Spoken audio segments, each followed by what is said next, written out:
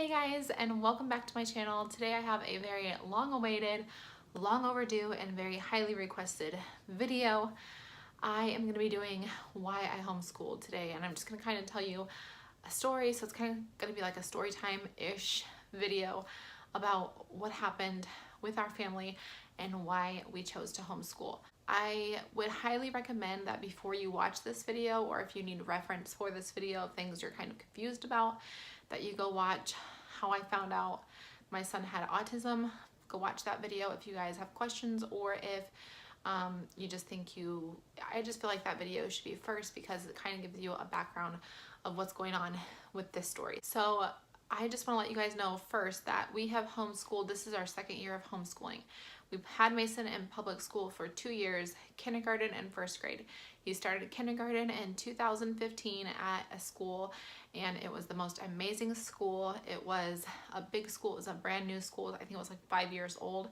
And they had all kinds of special needs training, and they had a para with him, one para, I think maybe 2 paras at the most, only on some days, but he had the same para, one para every single day, almost all day long. So if you guys know anything about autism, or autism for some people, change can dramatically affect how their behavior is, or just like how they're feeling and stuff like that. So it was amazing that he had just one para or 2 paras at the most throughout the day, and it was the same ones every single day.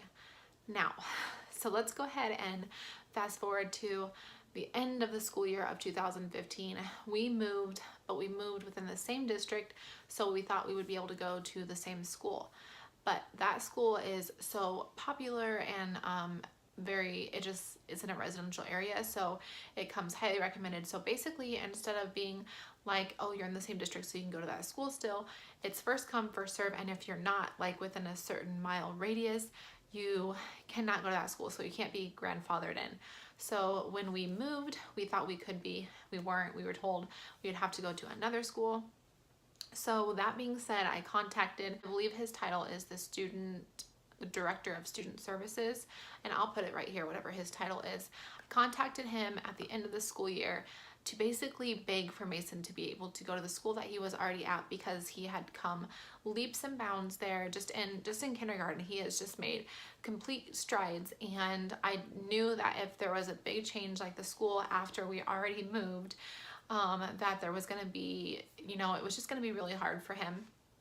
So I begged, since we were in the same district and we were literally like 8 minutes away from that school, if we could still go to that school. And basically he told me that if he had to do that, if he did that for me, he'd have to do it for everyone. And I explained Mason's special needs and just that it would be really hard on him. I didn't think it was gonna work. I thought, there'd be turmoil for him. And he said, we'll just give it a year and we will reevaluate later. So that being said, I didn't really have a choice. So I went to the school that that Mason was going to be attending, which is literally right down the road. It's like a mile, not even a mile from us. It's like 2 blocks from us.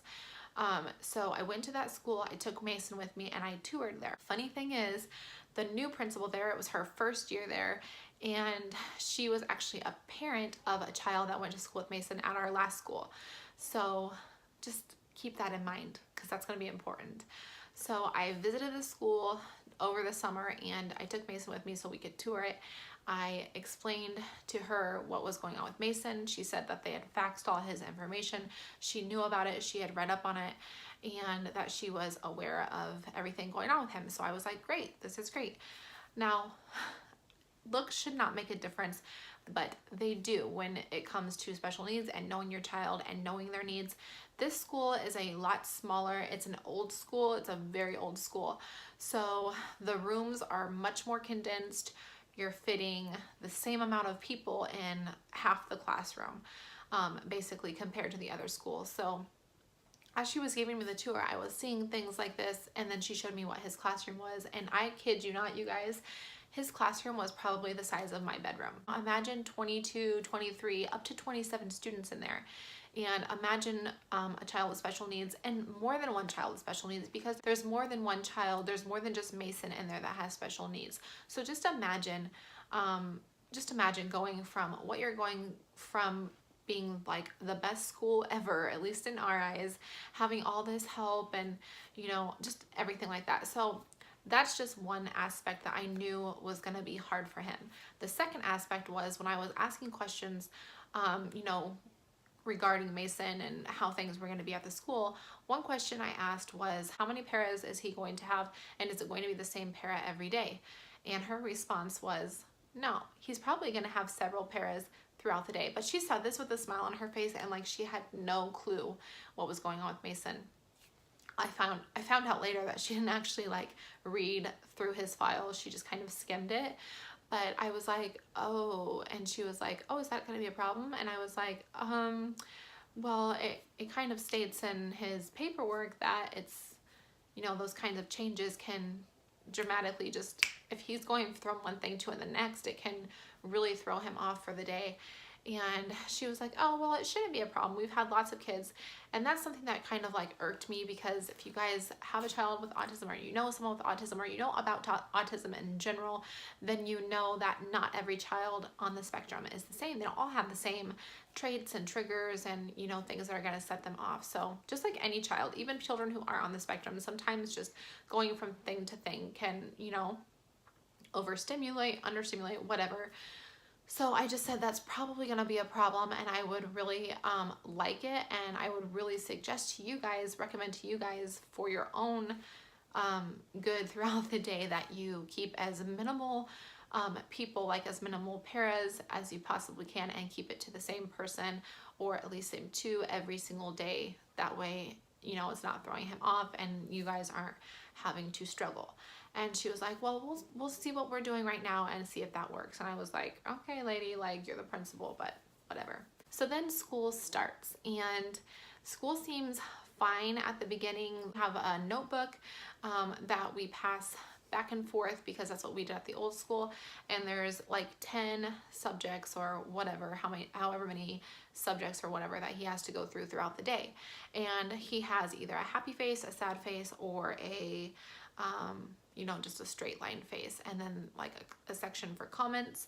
And as the time went on, those sad faces got more and more, which I first want to say that I know that my kid can misbehave, and I know that he can, you know, make bad choices, and he gets in trouble for that.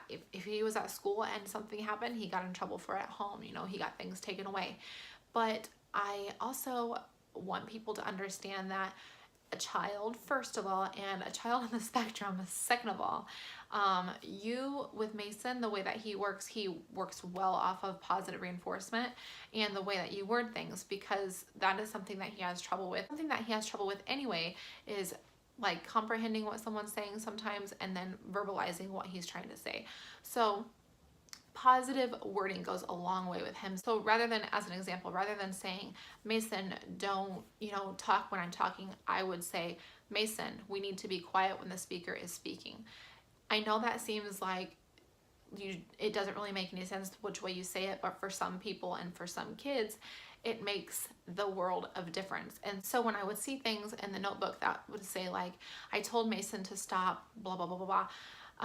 At first I was just like, okay, well, that's normal. Maybe they just don't know, even though it said in the paperwork, Mason thrives on positive wording. So then I would send notes back saying, you know, or I would email his resource teacher, which is the person who would pull him out for like speech therapy, and if he needed some guidance on something, or she would be the person that takes him out if he was having behavioral issues in the classroom, because he did work in the classroom. I would email her on a daily basis, as well as have the notebook. And I did this because at first the notebook wasn't being signed, and because he had multiple paras a day, I needed to know who to speak to or who it was regarding. If he had like a sad note or something that needed to be talked about with somebody, nobody was signing or initialing. So then I asked, like, can you have someone sign or initial? Whoever's writing these comments, I need to make sure that I know who it is. So then I saw like there was like 6 different people signing. So there's like 6 different paras with him throughout the day. That was a problem in and of itself. So then we're just gonna fast forward a little bit, because this could be a really long story. So we're gonna fast forward to Christmas time. So we're in school about 3 months at this time. And this is when things started to get really, really bad. Mason started biting his nails to the point they were almost bleeding, which he never bit his nails before. He was a child who loved to be at school all the time. Like when we went to the old school, he would want to go on weekends and he never wanted to leave. He'd get so upset when I'd have to take him home. And he just wasn't thriving at school anymore. He was crying. He was crying every single day when I was telling him it was time to get ready for school, telling him he didn't want to go because the teachers were mean. Now, I could understand if a child was not wanting to go to school because kids were mean, but to hear that teachers were being mean was just kind of, I don't know, it just made me feel really uncomfortable and uneasy when he would say that. And again, also, I want to say I am not against public school. This is just what's happening for our family right now. I am totally for public school, and if your child's in public school, I think that's great. We might go back to public school. I don't know. But this is just what happened in our situation, so I just wanted to put that out there that I am not bashing public school in any way, shape, or form. Just this particular school. So anyways, Christmas time, he was having a lot of behaviors at school. We were not seeing those behaviors at home at all. So like, I'm talking like bad behaviors. He was never having any issues with friends. It was always like not listening to the teachers or running out of the room, which if you know anything about autism, a lot of children on the spectrum are runners. So when they get uncomfortable, they don't know how to verbalize what they want, or if they're feeling uncomfortable, they just bolt. And Mason actually had a history of that at the old school too. That was something that they were working on. So he had a history of that, and that's something that they were working on at this school as well. So like I said, December time got really crazy, really rough. And then one particular para I just wasn't a fan of. He would come home saying, Mrs. I'm not going to say her name. I'll just say Mrs. C. Mrs. C was saying I was a bad boy, and like I tell Mason when he's making sad decisions or bad decisions or he's not making good decisions, but I don't ever tell him he's bad. I just don't think you should tell your kids that they're bad because they're gonna think that they're bad. They're gonna keep being bad.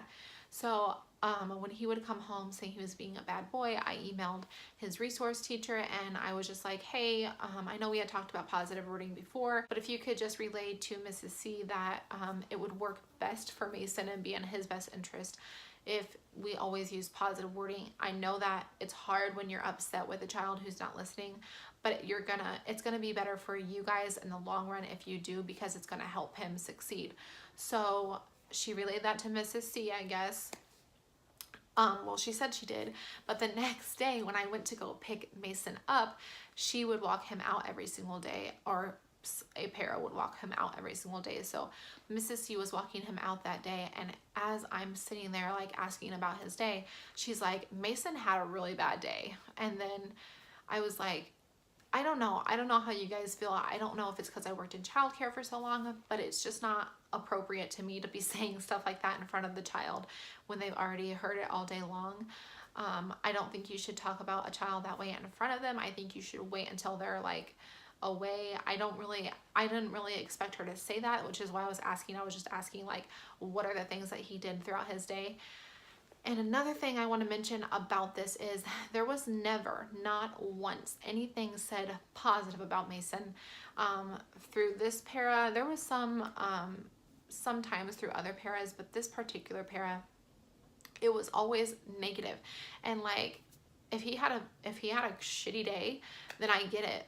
But there's no reason that there shouldn't be one thing positive out of an 8-hour day that you can't say about a child. So I don't know.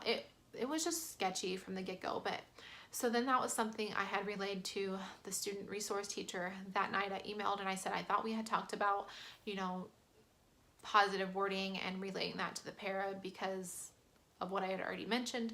And tonight she had said that Mason was a bad boy right in front of him. And Mason went home that night saying that he was a bad boy. He's a bad boy and he didn't want to be bad anymore. And basically for like 3 days straight after that, Mason continued saying that. So time goes on, we keep having these behavioral incidents. Honestly, the behavior just got worse and worse. We were not seeing these behaviors at home. We were only seeing them at school. And then I can't go more into detail about the behaviors, but I just don't really think that part is important. I'm trying to just get across why we, the things that were happening for why we left public school. December goes into March, and we keep having these issues, these behaviors. There's always these negative comments in the book. There's no positive comments in the book until I make a statement, an email saying, hey, could someone write some positive stuff? Because I just honestly can't believe that out of an 8-hour day, there's nothing good. Like even the smallest good can be pointed out, like, hey, Mason had fun coloring a coloring book, or Mason had fun, doing something. I don't care if it's something that he did good, but if he just can't be negative for 8 hours a day. And if he is, there's something wrong in that school. Like, I don't understand why, if he's not showing any of those behaviors here, something has to be wrong. So then I find out he's in this timeout room for like 2 hours a day. And you guys, the timeout room, I didn't know this until long after he'd been in there for several times, that the timeout room is like as big as my closet. And granted, I have a walk-in closet, but it is as big as a closet from like here to here. This is just, it's not a room. It's like from where I'm sitting to the window, it's literally a closet. So he would be in there for like 2 hours a day for, running out of the lunchroom. And I found out about the timeout room because of an incident that happened one day. So I get a call while I'm at work, and they had to leave a voicemail because obviously I was at work, and it's the principal calling saying, I need to pick up Mason because he's being suspended for the day. Now imagine that your first grader is suspended for a day. Like, how in the world does that happen? So I'm like freaking out. She says on this voicemail that he shoved a teacher to the ground. My first grader is tiny, you guys. I don't know if you see Mason, but he's like a string bean with legs, and he's small, and he was even smaller in first grade because now he's in third grade. So when she said he shoved a teacher to the ground, I was like freaking out, like, what the heck? Where did he come up with that power, and how did this happen? So I let my boss know I have to leave. I go to the school. I talk to the resource teacher. He's in the timeout room. Of course he is. This is when I noticed what the timeout room really was. It was a broom closet. And so I'm like, what's going on? Like, what happened? And she says that I said that the principal called and said he shoved a teacher to the ground, and she said that's not exactly what happened. She said that he was defending a friend, and because a friend was getting punched, and so he pushed somebody who punched that friend. And then when the teacher called him over to line up, which recess was a hard time for Mason, he always wanted to run because he didn't want to line up. So no, he should not have done that, but we'll get there. Hold on. So when he was called to line up, he wasn't standing in line where he was supposed to for the para. And so a teacher he didn't know came outside when she saw that, like, the para was struggling with him, and it's a teacher that he never met, I guess, or something, and got down in his face and, started yelling at him. And it's okay to like raise your voice a little bit, I guess, but in their face, especially if you don't know that they're special needs, like, that's just like, I don't know what is wrong with teachers, especially at the school. We had no issues like this. Anyways, I'm getting ahead of myself. So she gets down in his face and yells at him to, pay attention to the para or get in line or whatever it was she said. And since she was like crouched down, he pushed her away out of his face and she fell to the ground. So the principal made it out to be like he was basically attacked her. That's another word she used, attacked her. The student resource teacher let me know exactly what happened. Again, not excusing that behavior. That was not okay, and he was grounded from a lot of things for a long time. I'm not saying that what he was doing was justified. I'm saying that teachers should not be getting in children's faces like that, and principals shouldn't make up stories or exaggerate stories to make it more beneficial to them. I don't know. Okay, so that was, I think, in March. Also, I have emails like that I'll put up or whatever that I need to like explain more. But so that night after the incident happened, I wanted to call the principal to get more story from her, because she didn't seem to have her story straight, and I wanted to make sure that I did have the story straight because I got 2 different stories. So I call her at like 4 o'clock. I don't know. I'll have to look at like my timestamps and stuff. I call her, and as I'm on the phone with her, I'm like, hi, I'd like to talk to you about the incident that happened with Mason. She was like, that's fine. Do you think I can call back later? Because we're looking for a missing student. You're looking for a missing student? How are you going to tell a parent that has nothing to do with that, that you're looking for a missing student? Why would you tell anybody that other than the cops? So after she said that, I was like, okay. And she was like, yeah, so I'll email you or call you back later. And I was like, okay. And I just could not believe that she had told me that. I don't know. I think it's because I worked in childcare and I worked in a private preschool for so long, but that's just not appropriate. Anyways, moving on. So the next day I get an email, which I will put up, but I'll blank out like the names or whatever. I get an email, and the first thing on the email is, I'm so sorry, we had to look for a missing student yesterday. And then she explains the details of the incident that happened, which, like I said, he did not attack her. She was in his face, bent down, and he pushed her, which again, shouldn't have done it. But I just wanted to make sure that I knew my child wasn't just like charging a lady and pushing them down to the ground. Not that what he did is any better, but it's not what was said to me. So that happened. And then we're having these behaviors throughout the day with the whole timeout room thing. He's having like horrible anxiety about going to school every single day.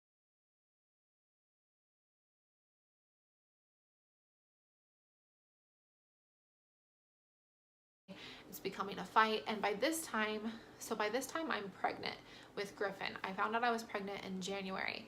And so now I'm pregnant. I'm probably like 6 months pregnant come the end of the school year.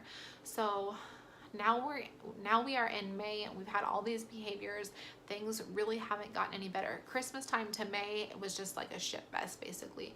And I had tried everything. I'll show you guys emails if you want to see them, of like suggestions that I have sent, because I wasn't seeing these behaviors at home. So I was just sending suggestions, because if I was seeing behaviors at home, I knew ways to work through them with Mason. So, and they were obviously things that they could do in school. So fast forward to May. It's the end of the school year. It's the last week of school. I think there's like 4 days left of school. It's like a Monday or a Tuesday. So there's 3 or 4 days left of school. Also, I want to mention his teacher was a nice woman, but she was a very flaky teacher. So like when things were supposed to be sent out via email to us, they were sent out like 3 days late, and we wouldn't be notified. Like I'm talking like newsletters and stuff like that, or parent consent forms. They were sent out 3 days after the fact, and we wouldn't know about them till late. Or things would change on the newsletter, like dates of a what's that called, field trip, and we wouldn't know about it until after the fact. So this teacher was just very flaky.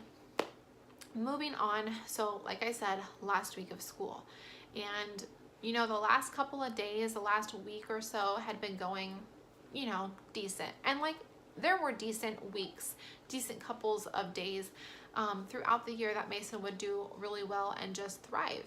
But for the most part, it wasn't happening. And being that he was in the timeout room, he missed a lot of school because he would be in there for hours at a time. And granted, I hope no one thinks I knew about this, because I didn't know. So when I knew he was in the timeout room, I was thinking for like 5 minutes, 10 minutes tops. I did not know that he was in there for like 2 hours at a time. So anyways, moving on, last week of school, this is when shit really hit the fan. So I'm at work, obviously. Mason's at school, and I go on break around 12 or 1, probably closer to 12. Yeah, because no, it was closer to 1. It was like 12:45. So I'm getting ready to go on break at like 12:45. And as I'm going to get my stuff, collect my phone and everything, I check my email. And the email that I got, and I will put it up here, says to some extent that during recess, Mason ran home from school. And granted, I do live like 2 or 3 blocks from the school, but we have a lot of like busy traffic from where I am to the school, and you have to cross about 3 different streets. So Mason runs home, runs from the teacher from recess, goes home, and basically that's what it says in the email. But he ran home from school. And so I did not get a phone call. Richie didn't get a phone call. No emergency contacts got a phone call. We just got an email saying that he was returned safe. The cops were called, which I understand that the cops were called, because anytime a student leaves property without, or leaves the school property without like an adult or like something saying that that's okay, they have to call the cops. And I think that's good that they do. But the second phone call should be made to the parents. Do we not agree? Like, why would you email the parents but not call? Like, that should be the second thing you do, is call the parents. So instead, they send me this long email. Instead of picking up the phone to call either one of us, they just left me an email. And you guys, I got this email 3 or 4 hours after the fact of when it happened. So I didn't even know that this happened until 3 or 4 hours later. So I'm reading it before I leave, and I worked with my best friend at the time, and I was close with my boss at the time, and I'm still close with my boss, but I don't work there anymore. And I like started freaking out, and I was like, what do I do? Like, I don't even know what to do. Like, do I go to the school? What do I do? And they told me I need to go to the school and talk to them, but I was like, maybe I should just go to my friend's house and just like chill out for a minute. And that's what I was gonna do, but on the way there, I had to pass the school, and I was like, no, I'm going to get Mason now, and I'm taking him out of the school. So I go to the school, and the first thing I do is I'm like heated, you guys. Like, you know how, well, I don't know about you guys, but I get like the shakes when I get really angry. I go into the secretary, and I'm like, I need to speak with the principal. Does she have time? Because I need to meet with her now. And she's like, oh, I'll check and see. And she's like, you're Mason's mom, right? And I was like, yes. And so I go into the principal's office, and remember, I knew this lady. I knew this lady had kids. She has 3 kids. One of them went to school with Mason at our former school. And we had always been like copacetic, friendly to each other. And so I go in, and she can tell like I'm heated. I'm pissed. She obviously knows. She's like, hey, how is it going? I'm sure you heard about what happened. And I said, yes, I did. I got an email, but no phone call. And she was like, what? And I was like, yeah, nobody felt the need to call his parents. My husband didn't get a phone call. I didn't get a phone call. It's 3 hours later. No one made a phone call. And she goes, well, I'm sure someone. I said, nobody. I said, there were like 4 or 5 people in that email that knew of Mason's whereabouts, including you, and you didn't make a phone call. Regardless of the fact that the people that were actually there during the incident didn't make a phone call, if they don't, that falls back on you. You're the principal, and that's your job to make sure that parents get called. And she was like, oh, you guys, I kid you not, this was what her response was. Oh, that's weird. Now, mind you, she was a first-year principal, but like after that, I asked her questions about the incident, because obviously I just got an email, so I didn't talk to anybody. And I'm like, I need to know what happened. And she goes on to say that it was time to line up, and obviously Mason runs at recess time, and he started running, and you guys started running like to leave the playground, and the para was like was trying to go get him or whatever, and the teacher, his teacher, said to the para, because obviously they have to like report everything, said to the para, I'm out of energy, or no, I'm too out of shape and don't have the energy to go chase him. That person also has children. So just imagine if someone had said that about her children, what would she do? Holy shit would hit the fan. And so rather than anyone trying to get Mason, someone just followed him home. They called in the student resource lady that I email with, who wasn't even outside. And I guess she walked at a far distance behind him. And then they called the police to show up to get him. And when they got him, he was at my house knocking on the door because he just wanted mom and dad. And he was upset. So they got him, they brought him back to the school. Also, the cop talked to him without me present or my husband, you know, because we didn't know about it. And so yeah, he ran away from school basically, and nobody was told. And then when I asked, I said, when she told me about the teacher saying that she was out of shape, I was like, are you kidding me? And she was like, well, I don't really think it has anything to do with the lack of responsibility on the teachers. I think it's your son's behavior. And I said, you're damn right, it's my son's behavior. He has a history of running. I said, why isn't there some kind of system in place to where someone would go to Mason, because this is what I would do with an autistic child at my preschool. If it was time to line up, he was also a runner, so I would go over, grab his hand, and guide him inside before I even told anyone to line up. So why wasn't there something like that in place? I said, you guys have history, documented history on paper of him running. You guys know he does it every day at recess, but you're gonna let him run home? And she was like, well, it's not the best situation. And then I said, and you let a cop talk to my kid without anyone there? I said, why wasn't somebody called? And she was like, I don't know. I'm going to have to get to the bottom of that. And I'm like, you know what? Don't worry about it. I'm getting my kid. I'm getting his stuff, and we're not going to be coming back. And she was like, I don't really think it's necessary to pull him. And I said, I do. He's not safe here. He's obviously not safe here. And then I said, so I'm going to go get him. I'm going to get his stuff, and we are leaving. And so I go to the classroom, and by this time I'm crying because I'm so upset. I'm mad. And the teacher, the flaky one, the one that didn't have the energy and was too out of shape to get my kid, she's in there talking to someone, and she can tell I'm pissed. And so the other lady leaves, and she's like, oh, what's going on? As I'm like throwing stuff in Mason's backpack and crying, she's like, what's going on? And I'm like, oh, you know, Mason ran home today, and rather than making a phone call to his parents, you guys decided it would be okay to just email us, and we'd get it whenever we get it. And she was like, oh, sorry about that. And I was like, yeah, me too. I was like, can you get the rest of his stuff, whatever it is of paperwork that he needs that I need to take home, I'm taking home now, because we will not be returning to the school. And she was like, oh, his portfolio is not done. Now, I want to back up really quick to when I said this teacher was a flake. You guys, school's out in 3 days. Why would his portfolio not be done? Like, I don't understand. So she's like, but I can send it to you in the mail. I'm like, yeah, you can do that. So then she's like, Mason's in the library. Do you want me to go grab him? I said, no, you're not going to go get my kid. You can take me to him if you want, but you're not going to go get him. And so I go to the library and grab Mason. And you guys, I hadn't even talked to Mason. He could obviously tell I was upset. And mind you, I think he was 6 at the time, 1st grade. And so I go grab Mason, we get out to the car, and I haven't even said anything to him. And he goes, Mom, I'm sorry for running away from school, but I didn't want to be here, and I just wanted you and Dad. Now, you can imagine the heartbreak that I felt when he couldn't even handle being at school anymore, because, so he had to leave. He just wanted to run away. So after that, I tried to get a hold of the student body of services, or whatever that guy's name was, again, to let him know that his plan was a fail.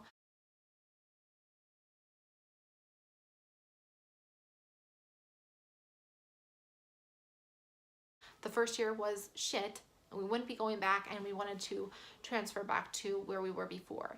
And he did not call me back. He didn't email me back until after he had talked to the principal and got her story.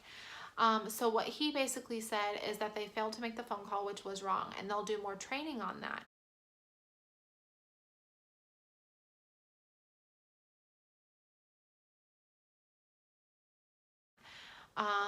But basically, like, and anything else that was said or done, and I had let him know in a full email everything that was said, that the principal told me, everything that was going on. And basically what he said is everything was fine that was going on. They did their job other than making the phone call, and that I didn't have a choice of where I could go to school, of where I could put Mason in school, so he didn't know what my options were at the time.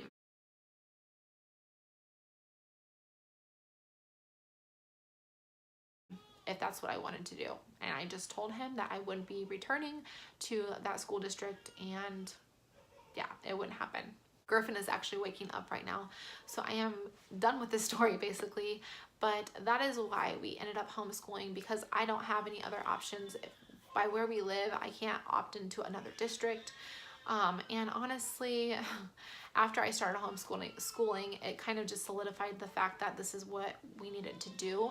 I don't know if I'm going to homeschool Griffin or not, but for Mason, this is probably what we'll do for at least until high school, and if not, all the way to college. So that is why we homeschool. I hope you guys enjoyed this video.